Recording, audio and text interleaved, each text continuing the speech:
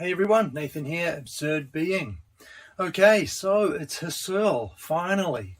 Husserl Ideas 1 is the book we're going to be going through in this series. If you know anything about me and these series, it's probably going to last about 5 months. Unfortunately, it just seems to be how long it takes to get through these books. I'll try and put out a video a week, and to go through the book in the depth that I want to go through it in, it just ends up usually taking about 5 months to get through a book in its entirety. So that's it. Strap in. You're in for the long haul, and we'll see what Husserl has to say in here. A couple of things that I did want to note before we break into the book, though, is well, first, just a comment about when I read the book, what I kind of felt reading it. Husserl is so different from the other phenomenologists, Heidegger, Sartre, Merleau-Ponty, Levinas, everybody who kind of came after him,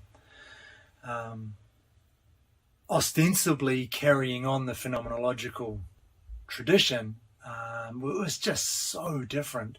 Husserl is so analytical, logical, formal, really mathematical in his approach to philosophy, and that kind of makes for a little bit of an abstract read. We get lots of definitions, lots of categories, lots of subdivisions into different subcategories, and breaking those down into different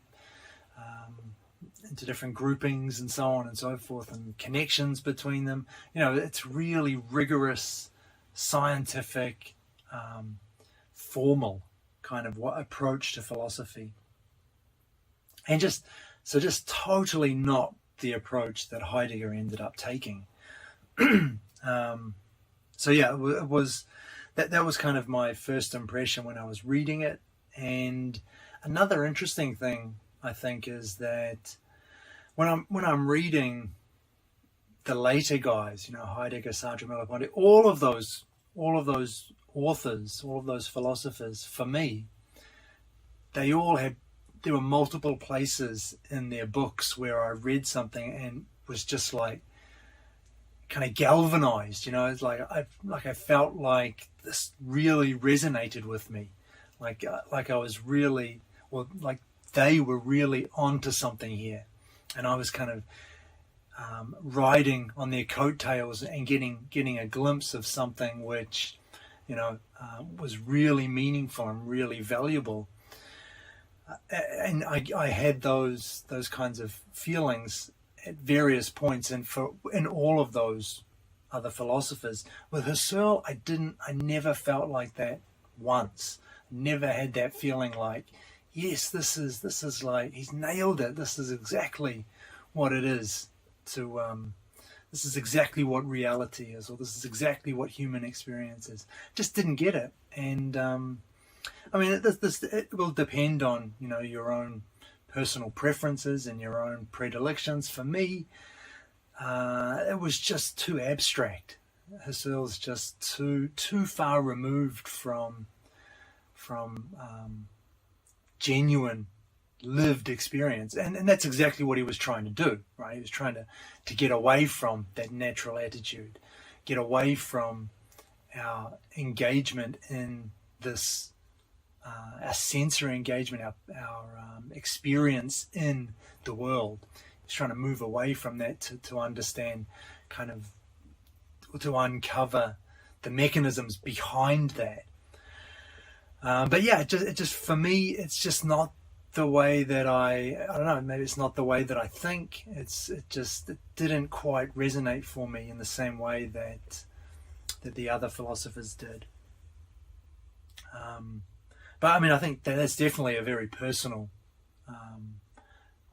opinion. It's a personal point to note, and it will be different for different people. But for me, that's definitely the way it was.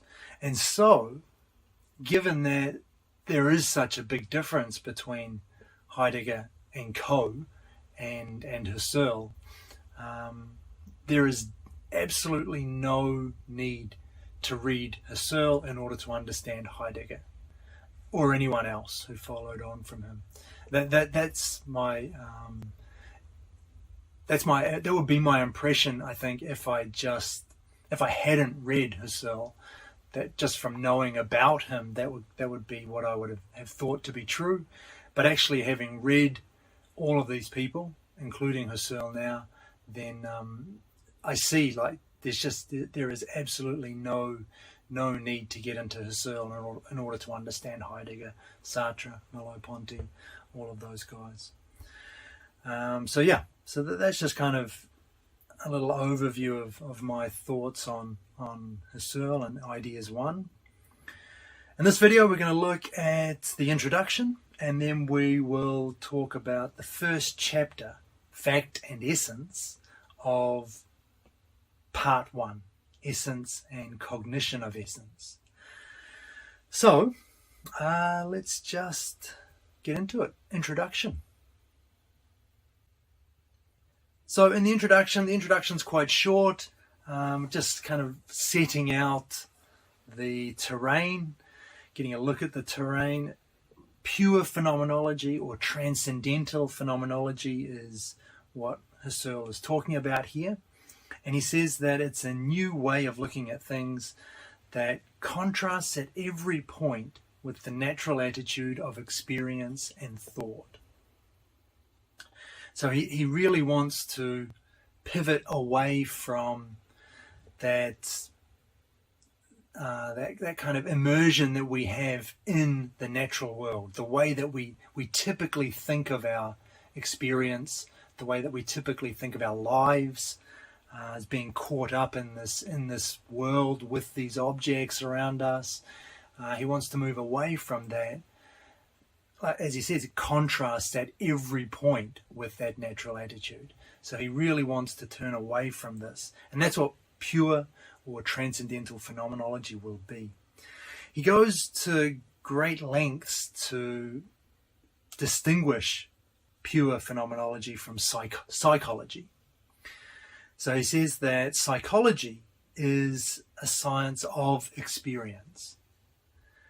And so experience there, maybe you're already getting the feel for this, that experience is kind of a dirty word for Husserl. It's the realm that we want to move away from. We don't want to focus on the world of experience. That's what the normal sciences deal with. And it's what he thinks philosophy has dealt with or often been caught up in. He wants to pivot away from that to what he thinks underlies it, to what he thinks grounds that natural attitude of experience. So psychology is a science of experience, which means it's wrapped up in the world, in this natural attitude. And a science of experience, basically, there are two aspects to it, I guess we could say. It's a science of facts. So that means that it deals with matters of fact. It deals with empirical knowledge derived from sense experience. That's what fact is. And so that's what psychology deals with. It deals with the individual in this empirical realm, deriving their experience through the sensory organs and all of the kind of contingencies that come with that. So it's a science of facts, and it's also, the second aspect, it's a science of realities. And by that he means real events related to real subjects insofar as these subjects belong to one spatio-temporal world. So there are two words there, facts and realities. And those are two things that Husserl is pivoting away from. They characterize, they embody the science of experience. They embody that natural attitude. And that's exactly what Husserl wants to move away from.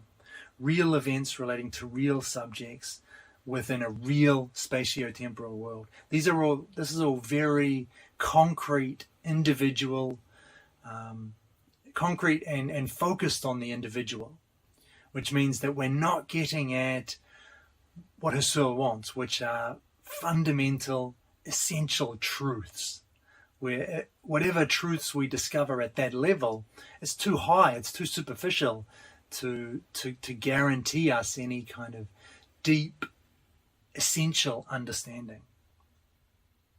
So he says then ultimately what we're dealing with psychology, or what psychology is, he calls it psychological phenomenology. So there's that, the word phenomenology appears there, but in terms of psychology, as opposed to the pure or transcendental phenomenology that Husserl's aiming at. So psychological phenomenology means that it deals with, it investigates real phenomena. It investigates concrete, individual phenomena that occur in that natural world. Phenomena that we derive, that concerns empirical knowledge derived from sense experience. So there's kind of a sense in which, phenomenology straddles both realms here. It's we can say something like psychological phenomenology, the phenomena related to to facts, to realities. But we can also say pure phenomenology or transcendental phenomenology, which deals with phenomena related to the grounds, the foundations on which the sensory experience is kind of established. And so that's kind of where I want to go next. What is pure phenomenology? What is transcendental phenomenology? It's a science of essential being. So that means we're concerned here with essences, not facts. And we're concerned with the irreal, not the real. So these are two kind of key distinctions in Husserl worth keeping in mind. Essences, not facts. So we're not dealing with those superficial, individual, concrete events in the natural world. We're looking to understand the core behind that, what it is that makes these facts the facts that they are, what it is that makes these objects the objects that they are. That's what Husserl's looking for with this focus on essences. So essence is not facts. And the other distinction there, the irreal and the real. So the real, then, we talked about the real already. That real, the idea there is we're looking at concrete, specific individuals. And what Husserl wants to contrast this to is not the unreal, as in when we say real and unreal, by that we usually mean what's actual and what's kind of fake, what's fictional. But that's not the distinction that Husserl's making. He doesn't think pure phenomenology is fictional. It's not imaginary. So he has this new word, irreal, to capture the idea that we're moving away from the real, the world of these specific events relating to specific concrete individuals, and we're moving away from that to the level that on which these things rest, the ground for these real events, for these real subjects. And that, since it's opposed to the real, we need a word for it, but unreal kind of sounds like fictional, not real, not true.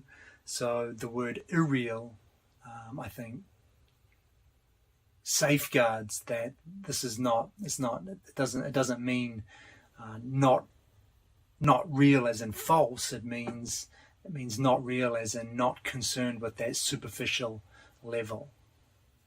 So those two distinctions, irreal and the real, essences and facts. And the way that pure phenomenology is going to work, the way that we're going to investigate it, is through these two kinds of reductions that Husserl talks about. The first is the eidetic reduction, and this is taking us beyond psychological phenomenon to pure essence, or concerning the judging thought from factual, that is empirical, to essential universality. So the eidetic reduction, it's just the way that we're going to transition from the psychological phenomenon, the world of facts, the empirical world, the empirical realm, to this realm of essences, to this deeper realm that Husserl wants to go to. That's what the eidetic reduction is. And then he also talks about some transcendental reductions, which we'll come to later. And the way he defines these is, he says, they purify psychological phenomena from that which situates them in the real world. So again, pivoting from the real to the irreal, to the transcendental phenomena. And so the distinction between those two, eidetic reduction, transcendental reduction, it's very tough to pinpoint a specific difference. And really, both are doing the same thing. They're both moving. They're both about that transition from the natural attitude to kind of essential insights, essential being. But if you wanted to understand, like I say, they overlap so much, I think. But I guess the transcendental reductions is kind of taking psychological phenomena and just kind of stripping away bits and pieces until we're left with this core, the irreal essence that grounds everything. And the eidetic reduction is kind of more a general term, I think. Like I say, I don't think it's really important to distinguish these two that much. And even Merleau-Ponty says, right, ultimately all reductions are eidetic in nature, because they're all reductions are moving towards the realm of essential being. But I think maybe like you could think of transcendental reductions maybe as more like partial reductions. I think that's the way it's going to kind of come out. We're peeling away inessential aspects of the things. So a particular transcendental reduction won't derive essential being itself, but if we follow through the procedure and enact all of the transcendental reductions, then we'll have completed the eidetic reduction, in the sense that we're down now to the essential being. So that's basically the introduction. Let's move into the second part of the video, fact and essence. Okay, so the first chapter of part 1, fact and essence. All right, so this is pretty straightforward actually. Talking about natural science first. Natural science, we've already looked at this in kind of broad brushstrokes. All knowledge is possible through experience in natural science. Remember, I said experience is kind of a dirty word here. It's the opposite of what we're looking for. It's that superficial level. So according to natural science, all knowledge is possible through experience. The primordial dator experience then is perception. And by dator here, Husserl means object giving, that which lets an object become an object, that which establishes an object for us. So the primordial, the most originary, fundamental way that an object appears as an object, according to natural science, is through perception. That's the key way in which objects are given. And there are three things that Husserl says about this afterwards. We can break perception up into outer perception, which deals with physical things, the physical world. We can, another aspect of perception is memory and anticipatory expectation, and that yields ourselves, that uncovers how we ourselves appear to ourselves. And finally, empathy. And so this lets us grasp others, other people. However, this empathy works through behavior, so it's not primordial for Husserl. It's not originary in the same way that outer perception and memory and anticipatory expectation are. Okay, cool. Primordial data or experience, perception. All knowledge is possible through experience. And he also says that sciences of experience are sciences of fact. And we talked about this already in the last section. They concern individuals with a particular spatio-temporal existence. And that's basically just what fact is, right? Fact, reality, that's kind of that, all at that level, all what natural science is concerned with. So individuals, what sciences of experience deal with, individuals, that is to say individual being as opposed to essential being. Individuals are always accidental. They're always contingent, meaning that it could have been otherwise. The fact that a particular thing is the way it is, there's nothing necessary about it. It could have been something completely different if things had happened differently, you know. So at this level, the sense is that we're dealing with something which is just, it's not necessary, it's not absolutely certain, it's not essential to the thing. You know, when we look at things at this kind of superficial level, everything's contingent. Nothing had to be, when you look around you, nothing had to be the way that it is. Everything could have been different, which means that we're dealing with kind of ephemeral, transitory phenomena. We're not dealing with the essences behind them, the things that must be true in order for these objects that surround us to exist. And that's what Husserl wants. That's what makes this a rigorous scientific approach. He wants the underlying universal general truths, the essences behind things. And that brings us to then essential science. Obviously the counterpart, or the opposite to natural science.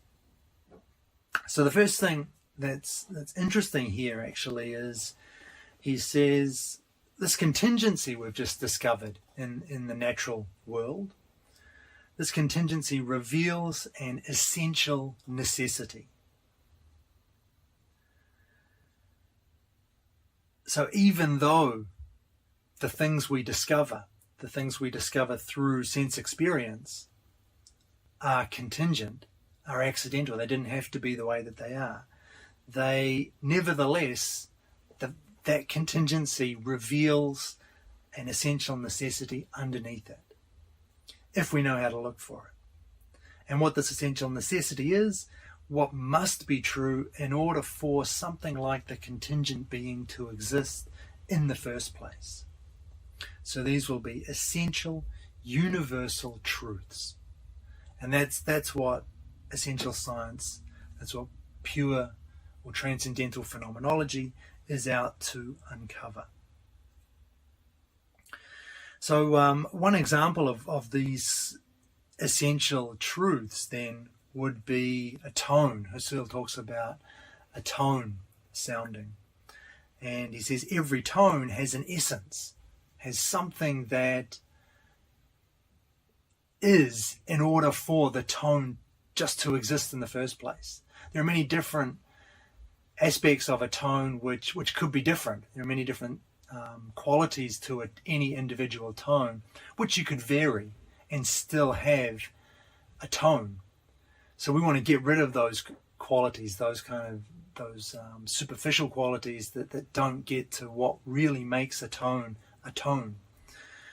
And this what makes the tone a tone is the essence. And Husserl calls it the tone in general.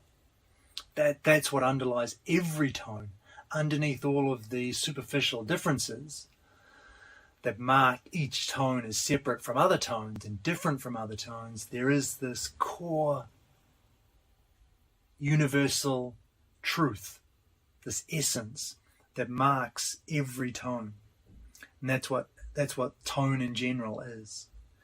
But there'll be more universal essences that go into any tone as well, right? There'll be time determination in general. It's another essence. Every tone must have an aspect of temporality to it. Must have a temporal aspect. Acoustic in general. It must be audible. There must be something about the tone which makes it audible, or it's not a tone. So that's another universal essence that we'll be able to make up what a tone is. So these essential truths, then, you can probably already see these essential truths come with varying degrees of universality. And Husserl calls this genus and species. So that kind of relation between a more general category kind of narrowing down to a more particular singular species. So one example, I think, would be taking a color, for example, red. There must be something about red about anything that's red, that makes it red, right? That makes the red what it is. So we could call that red in general, or redness in general. And that'll be the essence of redness. But that's very specific. We can move up to a higher genus, which would be color. Color in general. Every redness must have this color, must belong to a higher genus, color. The essence, color in general. What makes a colorful thing colorful. And we can just keep going up, right? Color may be visibility. There'll be a visibility in general, an essence of visibility. What makes a thing visible? And so on and so forth. We can go all the way up to the top. And so what we get then in this kind of ladder of varying degrees of universality, we have an eidetic singularity at the bottom, and we move up ultimately to a highest genus. And that's kind of the framework that Husserl sees this essential science operating within. And so this whole thing is all of these genuses and species and essences are investigated with the science of essences, and this is what Husserl calls, just another term, ontology. So ontology deals with the science. It is the science of essences. So I also want to talk about the relation between essences and facts. We start with the idea that, and this is interesting actually, no essential intuition is possible without the possibility at the same time of gazing on the individual, and vice versa. Okay, so that's the kind of proposition. Before I break that down, I just want to note about the word intuition here, because that is a word that can very easily lead people astray, I think. We're not talking about that intuition that, unless you've studied philosophy before, if you've studied Kant in particular, you might be thinking of intuition as, that kind of feeling that something's true, even though you don't have any evidence for its truth. There's no reason to believe it, but you have this kind of feeling, gut feeling kind of. That's absolutely not what this is about, just in case you're thinking of that. intuition is basically just your consciousness of an object, your apprehension of an object, whether it be an individual object or an essential object. So there is no sense of there's no mystical overtones here. There's no kind of gut feeling, try and get in touch with some deeper reality or anything like that. That's all completely off the table, just to be clear. So no essential intuition is possible without the possibility of gazing on the individual. What does this mean?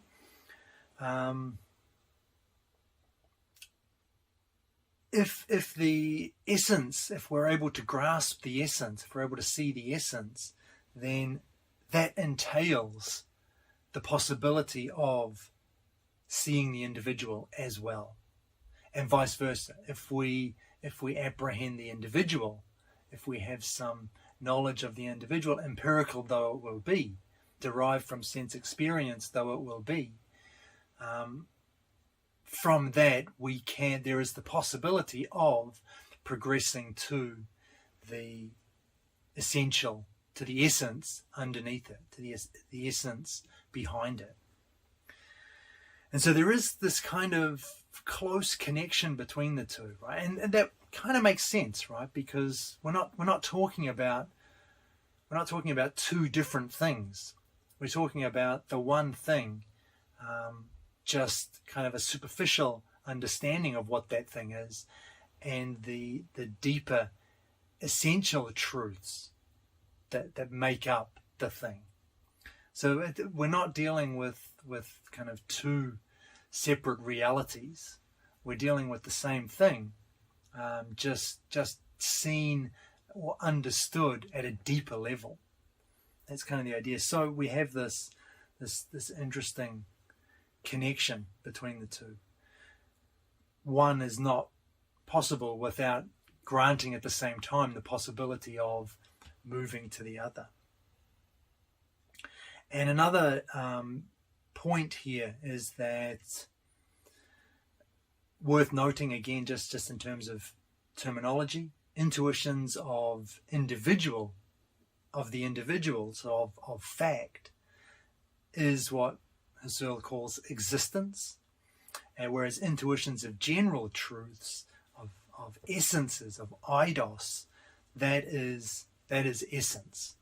So the distinction between essence and existence is here, where existence is again pertaining, kind of has a negative connotation, pertaining to that natural attitude, the world of sensory experience, empirical knowledge, whereas essence takes us beyond that to the underlying universal general truths that make up the former.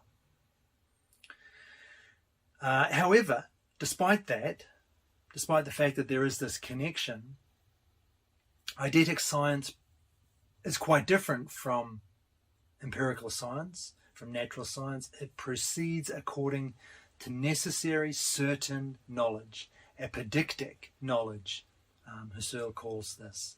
So apodictic, necessary and certain knowledge. And that means that eidetic science is independent of sciences of fact, but importantly, not vice versa. This doesn't apply the other way. So eidetic science can be carried out independent of sciences of fact, and in fact it should be carried out independent of natural science, because if you are incorporating truths from that superficial level, you're kind of polluting the essential insights that you're looking for at this deeper level. The essential eidetic science has to be pursued independent of natural science, sciences of fact. However, sciences of fact never proceed without any involvement of eidetic science. And so along these lines, Husserl says that all sciences of fact will be mixed with essences. So all sciences of fact use logic, for example. That is to say, pure logic. Logic deals with essences. It deals with necessary, certain, absolute truths, universal truths. Same with physics, which uses math. That's pure mathematics. Again, it deals with it has mixed in with it essential insights. So all sciences of fact have this. They're an admixture of the natural and the essential, but it's not the opposite. Is not the case. And the last point to note here concerning the relation between essences and facts is that essences can be intuited from experience. We talked about this. You can go from experience, from empirical intuition to essence, but you can also intuit essence from imagination. That is to say, from non-empirical intuitions. And that's interesting, because we often think, right, an imagination is not real, it's just pure fantasy. But that is also it's object giving. It's an object. It's a way of creating objects. It's a way in which objects form before the person who is imagining something. There is an object there. It's not a physical one for sure, but there's still an object taking place, which means there is the process of creating an object. That same process takes place, so we can analyze that process and uncover some essential truth. What must be the case for that object to exist in imagination? And that will grant us some essential insight. Whereas for natural science, it's the exact opposite, right? Imagination has absolutely nothing to do with anything, because it's just not physical. It's not empirical, so it doesn't apply to that realm. But interestingly, essences can be intuited from imagination, and that's kind of that's an important point, which we'll see a lot more of as we go through the book. But an interesting consequence to that in particular, that idea in particular, but in general to what I've been saying, is that pure essential truths don't tell us anything about facts. Although you can go from the pure essential truth to the world of the individual, to the world of facts, in and of themselves, they tell us nothing about the world of facts, because the world of essences involves those absolute universal necessary truths. It has nothing to do with the world of contingent accidental truths. But again, it's possible you never have the essential insight without the possibility of transferring to the individual, to the world of facts. But in and of themselves, pure essential truths don't tell us anything about facts. We can't learn anything new about natural science by doing eidetic science. I think that's the idea there. Okay, finally we'll look at formal and regional ontology. And so this is kind of a complicated little section, actually. There are many complicated little sections in ideas, and that's just a function of the style, that kind of rigorous, logical, formal approach that I talked about earlier. But formal and regional ontology. Formal ontology is the eidetic science of objectivity in general. And so formal ontology then, which kind of makes sense if you think about it, right? Form, related to forms, related to the most abstract, highest level of generality. And so that's what we're talking about with formal ontology, the objectivity in general. What is it that makes any object an object? It's kind of the highest level of abstraction. So formal ontology, studying this objectivity in general, leads to a set of axioms, and the pure logical basic concepts in these axioms Husserl calls logical categories. And formal ontology determines analytic truths. So we're dealing here again with form, not with content. This is kind of the most abstract, generalized. It's the most abstract, generalizable. No, that's not it.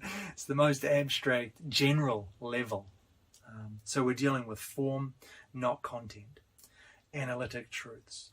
Regional ontology, however, studies the essences shared by objects belonging to a certain region. So now we're kind of bringing our focus down to objects within a particular region.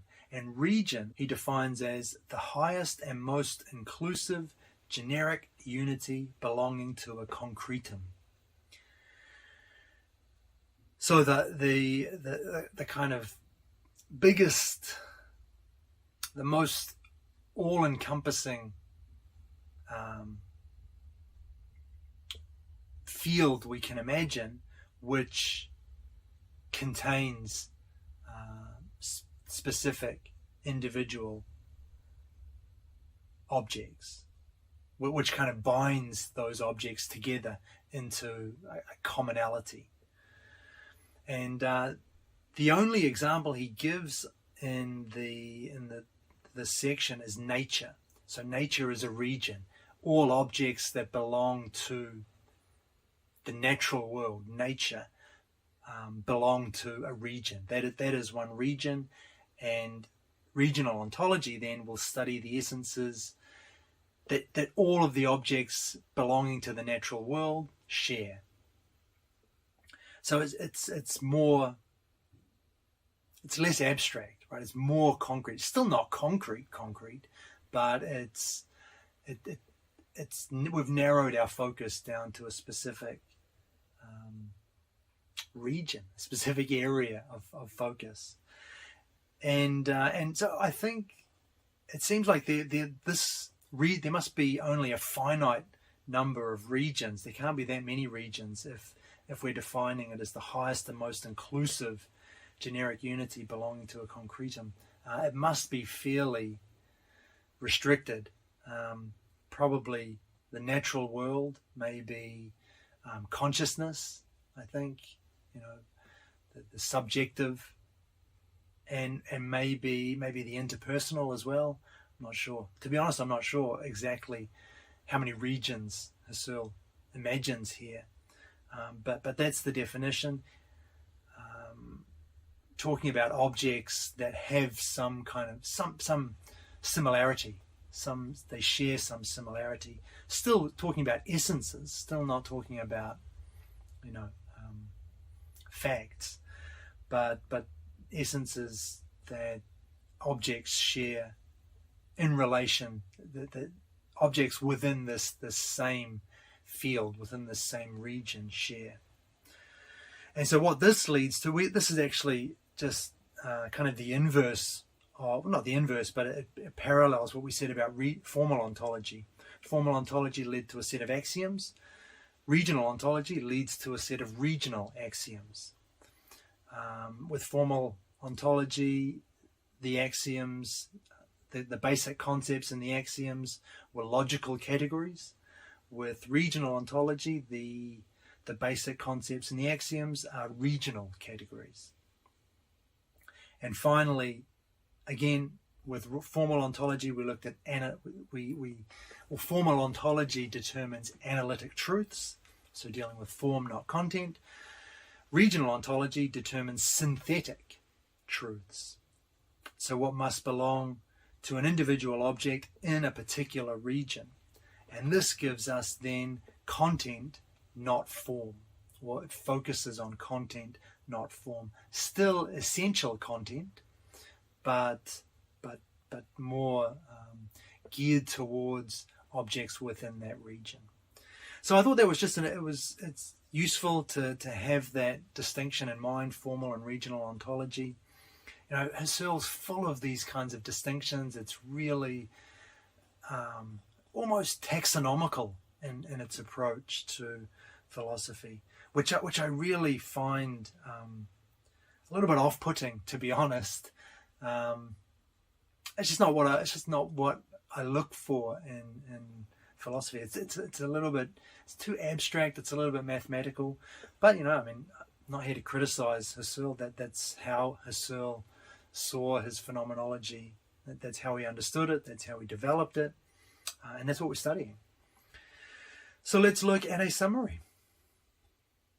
So first up, we talked about pure or transcendental phenomenology. This is a science of essences, not facts. And we looked at the distinction there. That's a key distinction. Essence, not facts. As is the other distinction, the real and the irreal. So what the science of essences is investigating, what must be true in order for the empirical to obtain. And we also looked at the way this is achieved through two reductions, or two kinds of reduction. The eidetic, which takes us from psychological phenomenon to essence. It takes us to factual, empirical universals to essential universals. And the transcendental reductions. And that is basically the purification of individual psychological phenomena, which lets us strip them down to their essential underlying nature. And the other distinctions, I think, which were important there, formal ontology, which was concerned with the essence of objectivity in general, and this dealt with form then, not content, and regional ontology, which looked at the essences of objects belonging to a certain region, the essences that objects shared, objects within that same region shared. And this dealt with content and not form. And that is the end of the first video, end of the first chapter. So hopefully that helped in some way, in some small way. Yeah. Thanks for watching, and I'll catch you in the next one.